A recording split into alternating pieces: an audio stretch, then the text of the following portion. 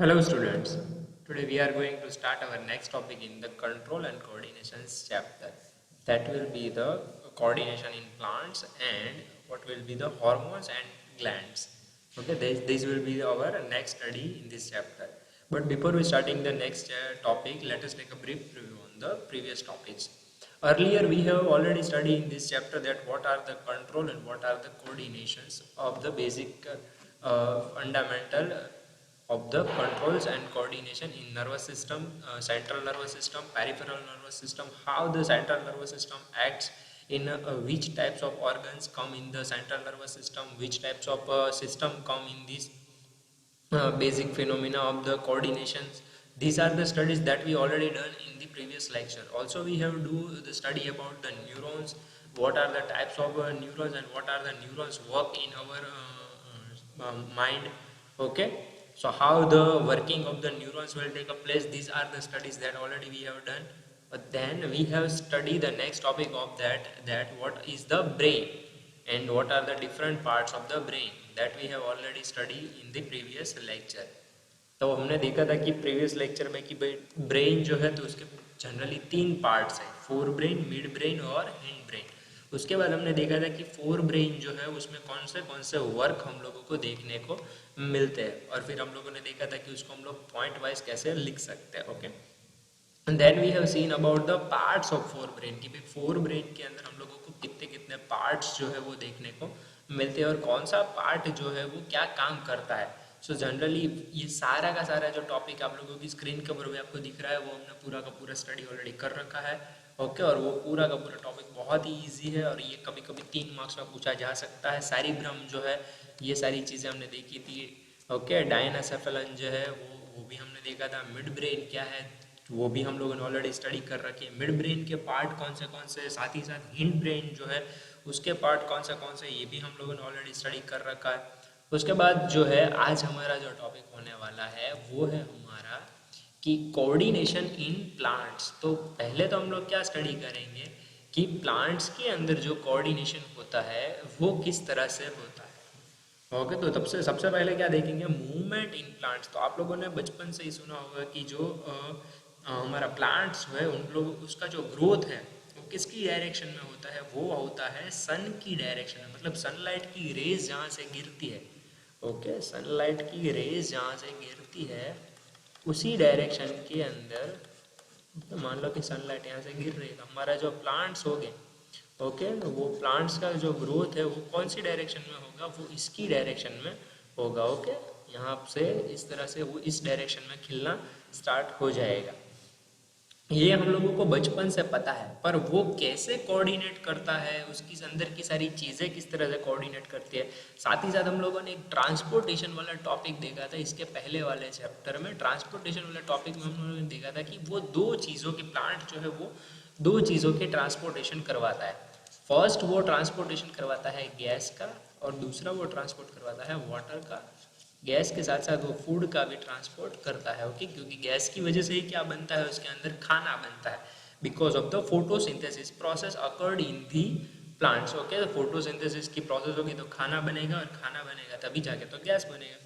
तो फूड और वाटर की जो वो ट्रांसपोर्टेशन करवाता है वो किस तरह से करवाता है, जाइलम और फ्लोएम जो है उसकी हेल्प कैसे लेता है. जाइलम और फ्लोएम टिश्यूज़ के बारे में आप जानते हो. जाइलम टिश्यूज़ जो है वो फूड को सर्कुलेट करवाता है, फ्लोएम टिश्यूज़ जो है वो वाटर को सर्कुलेट करवाता है. तो वो सारी चीज़ें आपको पता है ऑलरेडी, पर वो किस तरह से कोऑर्डिनेट करता है कब जाके उसको पता चलेगा. जैसे हमारे दिमाग को कैसे पता चलता है कि अभी वो काम करना है, अभी वो काम नहीं करना है. हम लोगों को पता है कि रिफ्लेक्स आर्क कभी काम करता है, कभी नहीं काम करता है. ये सारी चीज़ें हमको तभी पता चलती है ना जब हमारा दिमाग हम लोगों की सिस्टम में ऑलरेडी रेडी रहता है. तो उसी तरह से जो प्लांट्स है उसके अंदर का पूरा मूवमेंट है वो हम लोगों को कैसे पता चलेगा. तो उसके पहले देखते हैं. In animal, control and coordination is governed by the nervous system. However, plants do not have a nervous system. Because plants doesn't have the nervous system, that is the reason they have to control themselves. Okay, क्योंकि उसके अंदर nervous system नहीं है. हमारे अंदर तो nervous system है तो पूरा ब्रेन जो है वो पूरा का पूरा वर्क करेगा. Okay, so what is stimuli. What is stimuli, a thing और इवेंट. यहाँ से है व्हाट इज स्टिमुली. तो सबसे पहले हम लोग देखेंगे स्टिमुली के बारे में. A stimuli is a thing or event that evokes a specific functional reaction in an organ or tissue. तो स्टिमुली क्या है? तो एक ऐसी चीज़ है या तो फिर एक ऐसी कोई घटना है जो क्या करती है, कोई स्पेसिफिक फंक्शन को फंक्शनल रिएक्शन करवाने के लिए ऑर्गन और टिश्यू को मजबूर करती है. ओके, ऑर्गन और टिश्यू को क्या करती है? मजबूर करती है. मजबूर करती है मतलब कि वो उसको ऐसा करवाएगी कि भाई ये तुम लोगों को इस तरह से रिस्पॉन्स करना पड़ेगा. ओके, वरना क्या होगा कि वरना आप अपना जो अस्तित्व है वो क्या कर दोगे, आप लोग गवा दोगे. ओके, क्या करोगे आप? So then how do plants respond to stimuli? Plants respond to stimuli by showing a movement. तो plants जो है वो इस तरह से अपनी बात मानते कैसे है, वो हमको पता कैसे चलेगा? तो वो पता चलेगा बाय मूवमेंट करेंगे. प्लांट्स कैसे मूवमेंट करेंगे? तो सन की डायरेक्शन में वो मूवमेंट करेंगे. Okay, have you ever seen any movement in plants? So these are the example that suggest that these are the plants movement given here. When you touch a sensitive plant such as the touch me not Mimosa pudica, the plant folds its leaves. Okay, तो एक plant है mimosa pudica, उसको आप छुओगे ना तो वो क्या करेगा, अपने लीव्स को बंद कर देगा. मतलब उसको पता चल जाएगा. मतलब वो क्या किया, उसने स्टिमुली किया. स्टिमुली यानी कि एक रिस्पॉन्स दिया हमको कि जैसे ही उसको टच किया वो क्या किया, उसने अपने लीव्स को बंद कर दिया. तो इसी तरह से सारे के सारे प्लांट्स जो है वो अपने ग्रोथ या तो फिर ग्रोथ के साथ साथ मूवमेंट भी हम लोगों को जेस्चर प्रोवाइड करते ताकि हम लोगों को क्या पता चले कि वो भाई मूवमेंट कर रहे हैं. Growth independent movements. In plants, the information is carried from the cells by electrochemical means. However, there is no specialized tissues for the conduction of information. In fact, plants change their shape by changing the amount of water in them. तो plants अपना shape जो है उसके लिए कोई tissue specific नहीं है. जैसे हमारे शरीर के अंदर तो ऐसे टिश्यूज है, मसल्स है, ऑर्गन्स है जो क्या करते हैं कि भाई एज पर the food circulation they are act as on them. तो ग्रोथ हमारा जो है वो हमारे टिश्यूज या तो सेल्स के ऊपर डिपेंडेंट होता है, जबकि प्लांट्स है उसके अंदर ऐसी कोई चीज़ है नहीं. तो सिर्फ और सिर्फ वो अपने वाटर के बेसिस के ऊपर ही वो अपना ग्रोथ जो है वो करते हैं. Okay, this results in swelling and shrinking. This change of shape results in the movement. तो जनरली वो क्या करते हैं, पानी का जो सर्कुलेशन है उसकी वजह से अपना शेप जो है वो चेंज करते रहते हैं, और शेप जो चेंज करते रहते हैं उसी को तो हम लोग क्या कहते हैं, मूवमेंट कहते हैं. Okay, growth dependent movement. तो अभी ये जो है वो ग्रोथ इंडिपेंडेंट मूवमेंट है. इसके अंदर क्या है कि भाई कोई किसी चीज़ के ऊपर डिपेंडेंट नहीं है. अभी जो वाटर का सर्कुलेशन हो रहा है तो वाटर का सर्कुलेशन हो रहा है, वो कोई डिपेंडेंट नहीं है कि वाटर मिलेगा ही तो ही वो क्या करेगा, ग्रोथ करेगा, नहीं करेगा. जबकि कोई ऐसी चीज़ें हो गई, जबकि यहाँ पर है टच मी नॉट वाला जो प्लांट था अभी हम लोगों ने देखा, तो उसके अंदर उसने किसी की हेल्प नहीं ली. ओके, वो अपने आप इंडिपेंडेंट है अपने लीव्स को मूवमेंट करवाने के लिए. ओके, अब करते हैं बात इंडिपेंडेंट मूवमेंट की.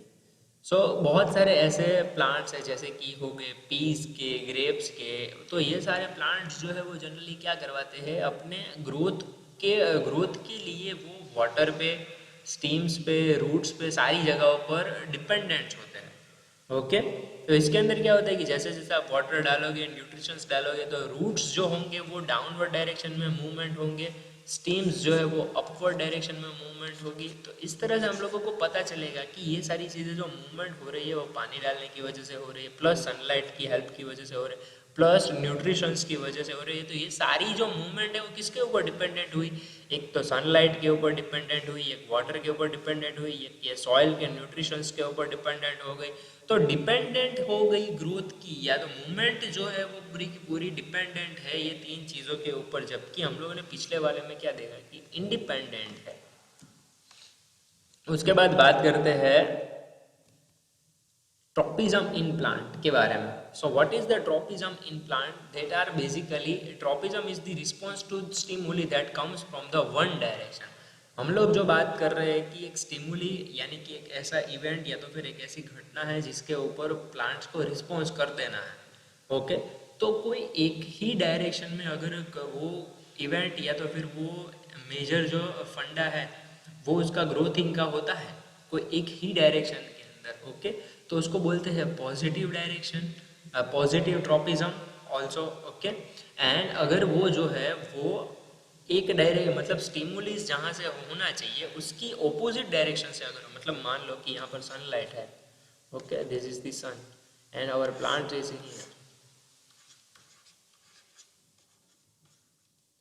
ओके, तो अभी क्या होगा, प्लांट जो है अगर वो इसकी डायरेक्शन में ग्रोथ होना स्टार्ट हो जाएगा तो क्या करेंगे, इसको पॉजिटिव बोलेंगे, और अगर ये डायरेक्शन में ग्रो होना स्टार्ट हो जाएगा तो इसको नेगेटिव बोलेंगे। इसको पॉजिटिव ट्रॉपिज्म बोलेंगे, इसको नेगेटिव ट्रॉपिज्म बोलेंगे, okay. So types of tropisms are phototropism, geotropism, chemostropism or hydrotropism. So these are the phototropism that the growth movement plant in response to light is known as the phototropism. जो growth light के ऊपर dependent है, उसकी direction के ऊपर dependent है, okay, उसको क्या बोलेंगे, फोटोट्रोपिज्म बोलेंगे। उसके अंदर भी दोनों होते हैं, पॉजिटिव और नेगेटिव। उसके बाद जियोट्रोपिज्म है, तो growth movement of plant in response to the force of gravity, gravity की वजह से जो मूवमेंट होती है प्लांट्स के अंदर, उसको क्या बोलेंगे हम, geotropism.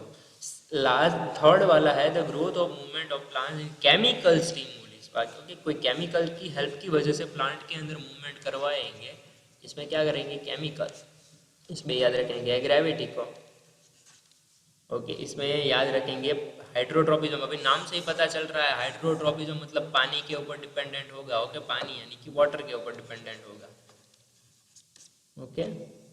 The growth of the movement plants depends on water is known as the hydrotropism, okay. Generally ये वाटर का डिपेंडेंट है, केमिकल के ऊपर, ग्रेविटी के ऊपर, और सबसे पहला फोटो यानी कि फोटो कैसे खींचोगे, लाइट की वजह से, लाइट की हेल्प से खींचोगे ना, तो that is the light, okay. तो इस तरह से सारी चीजें जो है वो आप याद रख सकते हैं। अब जो है हमको बात करनी है ग्लैंड्स के बारे में और हार्मोन्स के बारे में। तो अभी हमको क्या बात करनी है, अभी हमको बात करनी है ग्लैंड्स के बारे में और हार्मोन्स के बारे में। चलो वो स्टार्ट करते हैं, हार्मोन्स और ग्लैंड्स वाला जो टॉपिक है वो। सबसे पहले हम लोग देखेंगे हार्मोन्स के बारे में, ओके। सो क्या है हमारे हार्मोन्स, यहाँ पर से स्टार्ट करते हैं, चलो।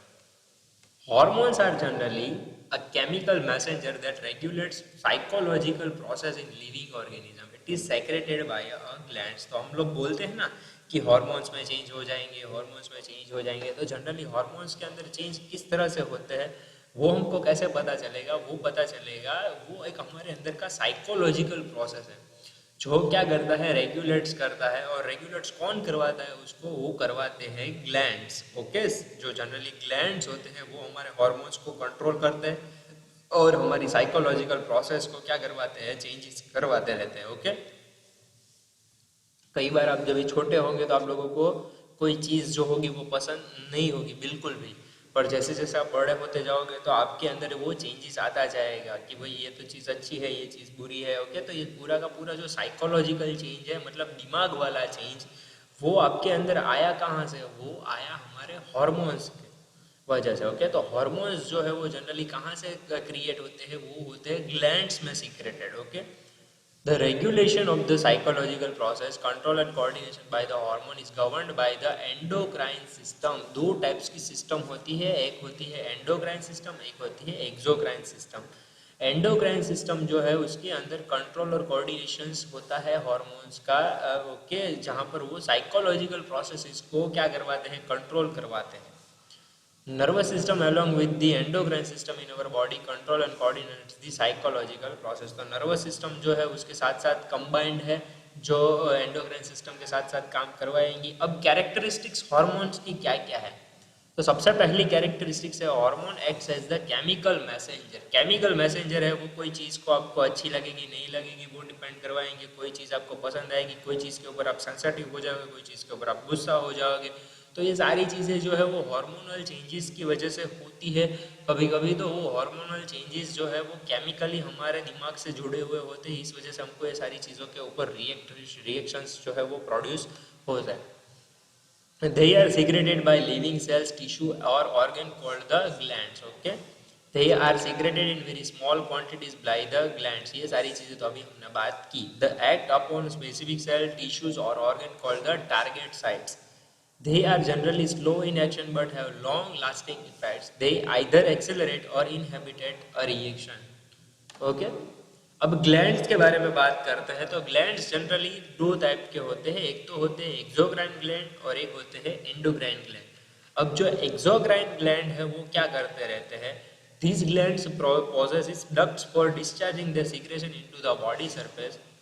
The sebaceous glands present in the skin, salivary glands present in the buccal cavity, and gastric glands present in the walls of stomach, etc. are the few examples of exocrine gland. मतलब कि generally जो psychological change नहीं करवाते पर हमारी skin हो गई, कोई सेलिब्रा प्रोड्यूस करने का काम हो गया, फिर गैस्ट्रिक जूस को प्रोड्यूस करने का काम हो गया, ओके, पैनक्रियाटिक जूस को क्रिएट करने का काम हो गया. तो ये सारी चीज़ें स्टमक के अंदर फिर हो गई, मेरे बॉडी के अंदर सरफेस के ऊपर, ओके, स्किन के ऊपर. तो ये सारी चीज़ों के बारे में जो चेंजेस होते हैं वो कौन करवाते हैं? वो करवाते हैं एक्सोक्राइन ग्लैंड. ओके, उसके ऊपर यहाँ पर एग्जांपल है वो स्किन के ऊपर सैलिवरी ग्लैंड्स जो हो गया, फिर ब्यूकल कैविटी के अंदर गैस्ट्रिक ग्लैंड्स हो गया, फिर ओके. तो ये सारे जो है वो बेसिक एग्जांपल है एक्सोक्राइन ग्लैंड. जबकि एंडोक्राइन ग्लैंड्स जो है वो जनरली हमारे साइकोलॉजिकल सिस्टम के साथ जुड़े हुए हैं, जिसके अंदर हमारे चेंजेस में क्या क्या होगा. These glands do not discharge their secretion through ducts, hence they are also known as the ductless glands. They are discharge their secretion directly into the bloodstream. Their secretions are known as the hormones. The pituitary gland यहाँ पर है. Pituitary gland, thyroid gland are the few examples of endocrine gland. अभी इस सारे glands के बारे में आगे जानने वाले हैं हम लोग, कौन से glands कौन से काम कर रहे हैं, क्योंकि ये सारे के सारे सीधा ब्लड स्ट्रीम के साथ जुड़ जाते हैं तो हमारे अंदर से साइकोलॉजिकल चेंज करवाते हैं. ये जो एंडोक्राइन ग्लैंड है उसकी मैं बात कर रहा हूँ. जबकि ये तो बॉडी सरफेस है तो फिर डाइजेशन का या तो फिर ऐसा कोई हमारे सैलिवा वो प्रोड्यूस करने का काम होगा, स्किन के ऊपर के चेंजेस का काम हो गया, तो वो आउटर साइड से वो काम करवाते हैं. Okay,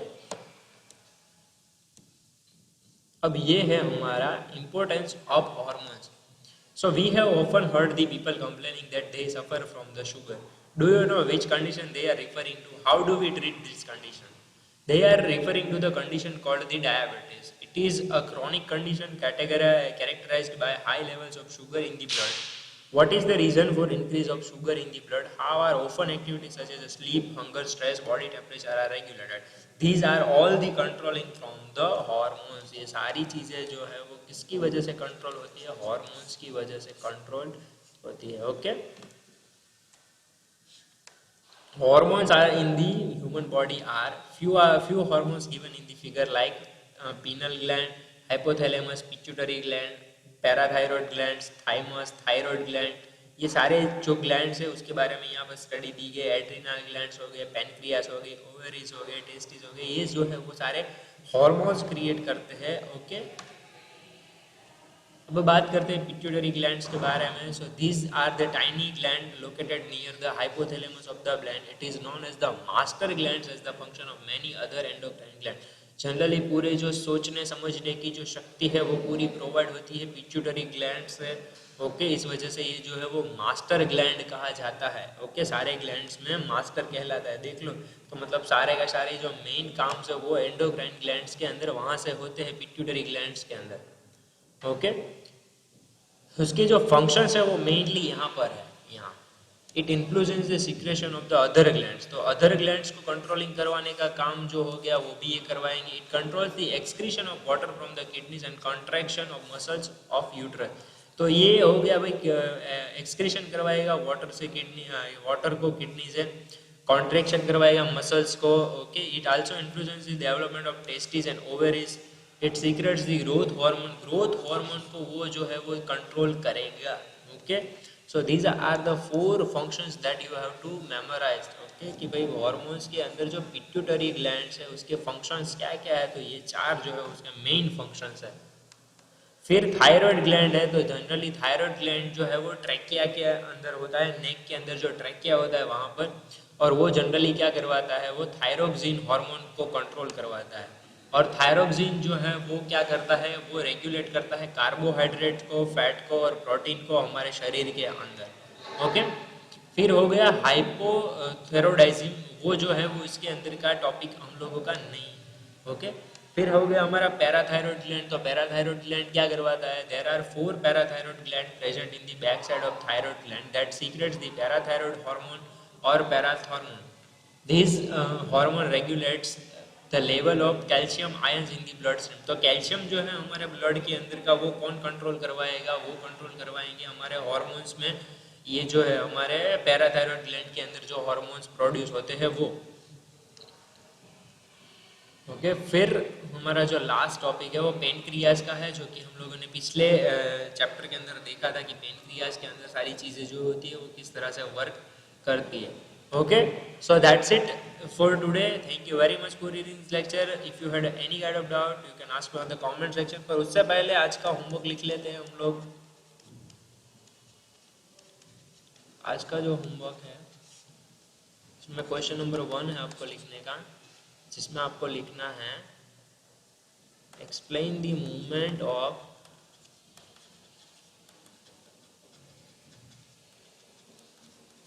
plants, and question number 2 that you have to write that draw the different types of